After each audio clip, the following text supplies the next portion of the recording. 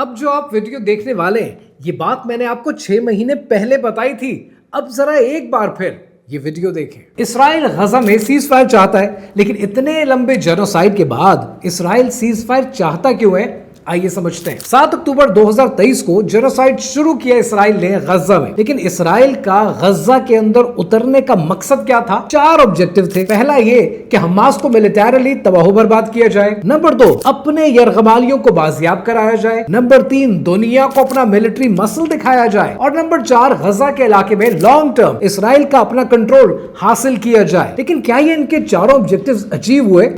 اگر حماس کو تباہ و برباد کرنے کی بات کریں تو اسرائیل نے حماس کی لیڈرشپ کو نشانہ بھی بنایا، ان کو شہید بھی کیا، بمباریاں بھی کی. لیکن حماس تو آج بھی قائم ہے. حماس تو آج بھی گوریلا وار کے اندر اسرائیل کے سولجرز کو نشانہ بناتی جا رہی ہے. تو یہ ٹارگٹ تو آپ کا اچیو ہوا نہیں. رہی بات دوسرے ٹارگٹ کی تو یرغمالی بازیاب نہیں ہوئے. تیسرا ٹارگٹ ملٹری اسٹرینتھ. آپ کی ملٹری اسٹرینتھ کیا ہے یہ ساری دنیا نے دیکھی ہے جب آپ نے ایران کے ساتھ جنگ لڑی ہے. اسرائیل کی کیا ڈومیننس ہے سب کو پتا ہے. اس آئرن ڈوم کی حقیقت کیا ہے یہ بھی سب کو معلوم ہے. رہی بات چوتھے آبجیکٹیو کی کہ غزہ کے اوپر لانگ ٹرم کنٹرول حاصل کیا جائے تو وہ بھی اچیو نہیں ہوا. تو جب اتنا سب کچھ ناکامیوں میں بدل گیا تو اسرائیل کو تو چاہیے جنگ کو جاری رکھے، جینوسائیڈ کو جاری رکھے، تاکہ کبھی نہ کبھی تو کامیاب ہو ہی جائے گا. پر ایسے میں اسرائیل سیز فائر کر کیوں رہا ہے؟ اور یہاں پر آتی ہے قوم یہود کی ایک نئی چال، ایک نئی سازش. اب یہ ایک نئے گیم پلان کے ساتھ دنیا کے سامنے آ رہے ہیں. یعنی پہلا یہ سیز فائر سے یہ چاہتے ہیں کہ ان کے ہاسٹیجز کو ریلیز کر دیا جائے تاکہ Netanyahu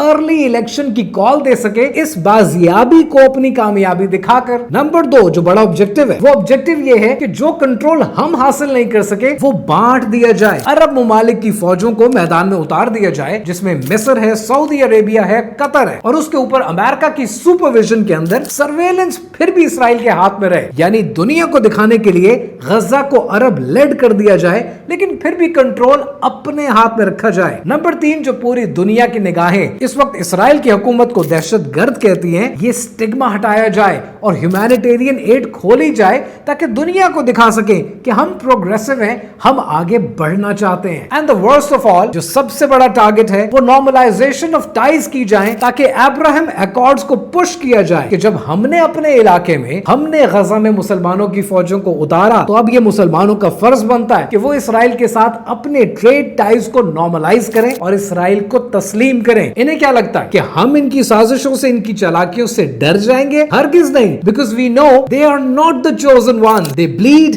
they fail, they panic. آپ ہی کامیاب ہوں گے اگر آپ ایمان والے ہیں.